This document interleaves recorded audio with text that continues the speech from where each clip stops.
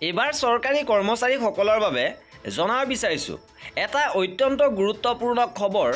যে 4% যিহেতু ডিএ বৃদ্ধি পাব কিমান টকালৈ বৃদ্ধি পাব দৰমহা কৰ্মচাৰীসকলৰ যি আগন্তুক ডিএ 4% বৃদ্ধি পাব ইতিমধ্যে খবৰ প্ৰকাশ হৈছে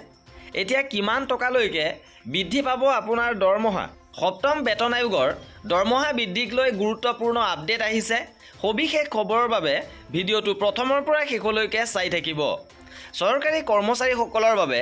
1 জুলাইৰ পৰা কাৰ্যকৰী হোৱাকৈ ডিএ বৃদ্ধি পাব আৰু হয়তো দুৰ্গা পূজাৰ পূৰ্বে চৰকাৰী কৰ্মচাৰীসকলে এই বৰ্ধিত ডিএৰ ধন লাভ কৰিব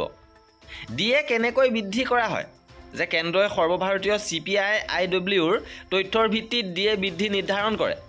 তথ্য অনুসৰি 12 মাহৰ গড় CPI IW 392.83 আৰু সেই অনুসৰি ডিএ মূল দৰমহাৰ 50.26% হয় এই হিচাপ অনুসৰি ডিএ 4% বৃদ্ধি পাব যদি ডিএ 4% বৃদ্ধি কৰা হয় তেন্তে কৰ্মচাৰীসকলৰ কিমান বৃদ্ধি পাব দৰমহা যদি কৰ্মচাৰীসকলৰ মূল দৰমহা 18000 টকা হয় তেন্তে 4% ডিএ বৃদ্ধি হাৰত মাহত 720 টকা লাভ কৰিব অৰ্থাৎ বছৰি 8640 টকাকৈ লাভ কৰিব ইপিনে যদি কৰ্মচাৰীসকলৰ মূল দৰমহা 20000 টকা হয় তেন্তে 4% ডিএ হাৰত মাহত 800 টকা লাভ কৰিব আৰু বছৰি 9600 টকা লাভ কৰিব